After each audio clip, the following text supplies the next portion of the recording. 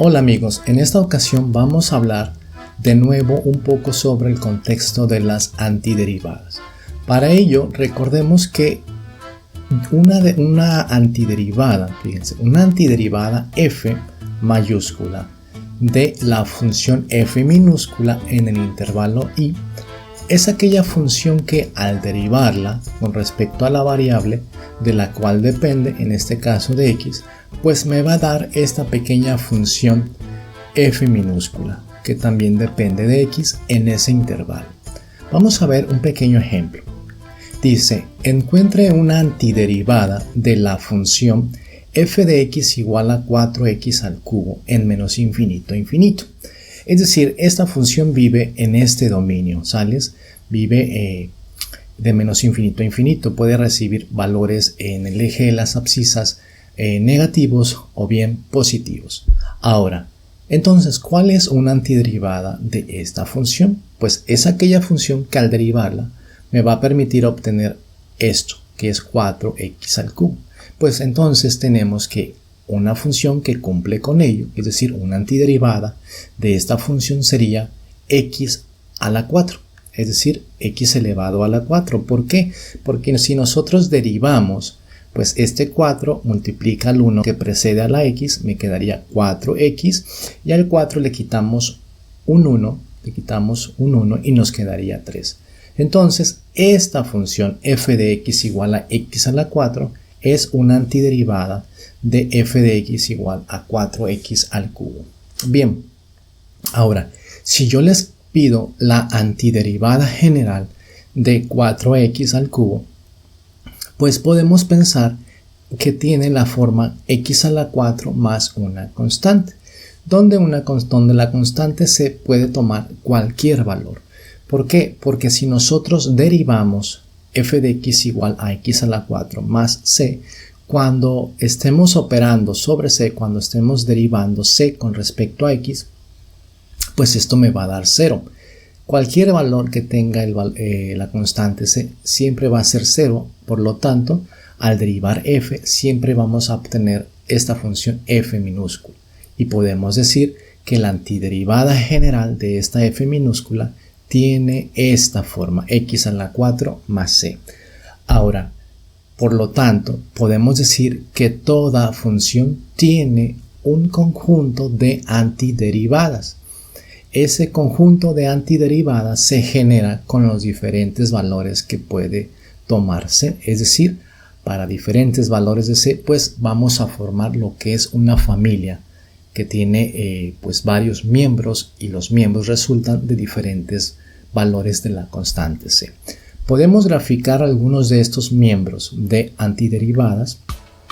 Por ejemplo, para c igual a 0 tenemos que f de x igual a x a la 4, pues es esta gráfica, esta curva en azulito que pasa por el origen.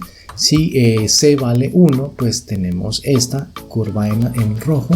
Si c vale menos 1, pues generamos esta curva en verde, ¿sales? Y así, para diferentes valores de c, pues vamos a tener un montón de gráficas, es decir, estas gráficas van a corresponder a posibles antiderivadas para la función f minúscula igual a x, a 4x al cubo. Muy bien, ok. Ahora vamos a ver algunos ejemplos sencillitos donde vamos a encontrar entonces la antiderivada general f de x más c para ciertas funciones f.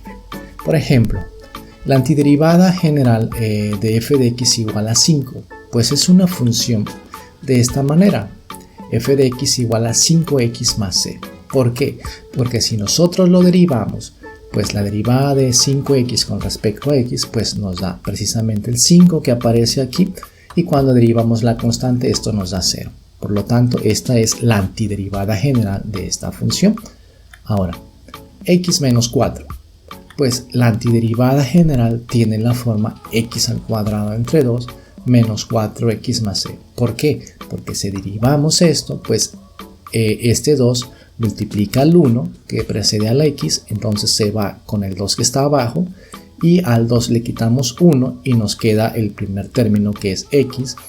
Cuando derivamos este otro término, la x desaparece porque la derivada de x con respecto a x es 1 y nos queda menos 4, y cuando derivamos la constante esto es 0.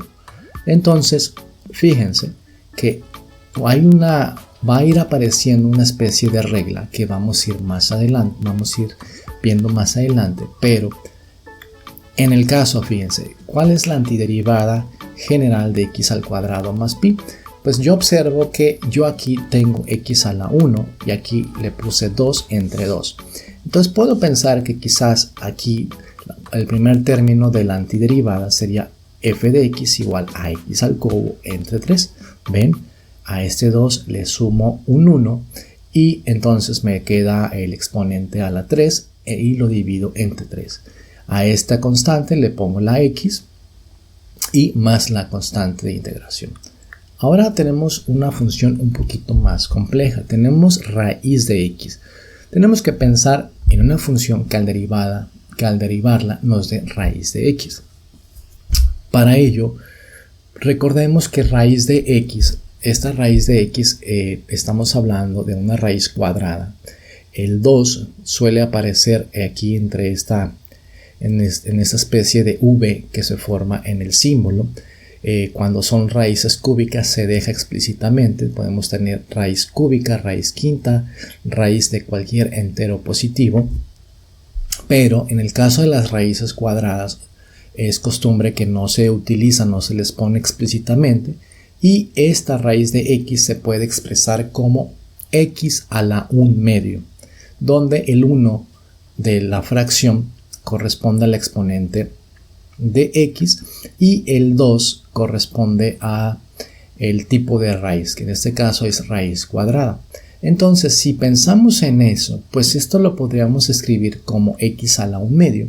Y si recordamos lo que está pasando, que yo tengo x al cuadrado acá y el primer término de la antiderivada es x al cubo, es decir, le estoy sumando, pues podría pensar que el primer término de la antiderivada tendría algo así como x a la 1/2 más 1, y resulta que esa es la antiderivada. Tenemos x a la 1/2 más 1 dividido entre 1/2 más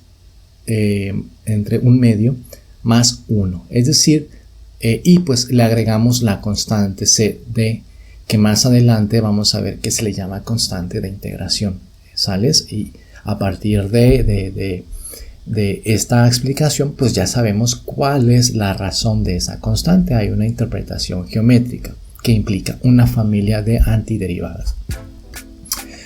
Simplificamos esto, pues nos queda x a la 3/2 entre 3/2. Como estamos dividiendo, es decir, tenemos una división, aquí tenemos esto entre 3/2, pero cuando tenemos, fíjense, a entre b entre c entre d, pues lo que hacemos es multiplicar los extremos y luego los medios. Entonces, de esa manera ocurre que ese 3/2 se nos convierte en 2/3, que ahora multiplica a x a la 3/2 más la constante de integración. En el siguiente ejemplo tenemos una función que resulta ser una constante porque yo estoy pidiendo la antiderivada que depende de x. Entonces, vean el primer caso. En el primer caso, pues este 5 es una constante, no depende de x. Entonces podemos pensar que f de x será algo así como f de z más por x, ¿sí? La misma constante, por x más una constante c. Ahora, yo puse aquí f de z pues de forma un poquito truculenta, pero bien puedo poner lo que es 5z, o sea, si yo puedo, como 5z es f de z, lo puedo sustituir y pues esta estructura resulta ser igual a esta, ¿sales? Al final, como la variable que aparece aquí es z, si yo pido la antiderivada con respecto a x, pues esta cosa es una constante y si derivo esto, pues lo que voy a obtener es que este x se va, esta constante se va y me va a quedar f de z, que es 5z. Es decir, si derivo esto, obtengo f de z y por lo tanto esta cosa es una antiderivada general es la antiderivada general de esta, ¿sales? Aquí me estoy equivocando, no puedo decir es una antiderivada, sino es la antiderivada general.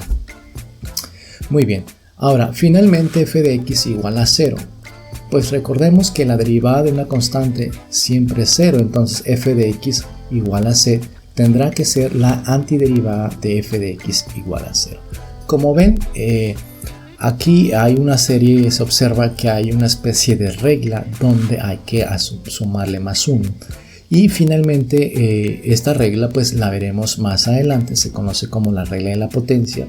Ya hay algunos videos que hablan de esta regla de la potencia, pero quizás exista algún otro video donde sea una extensión a este video previo, donde veamos otros ejercicios, ¿sales?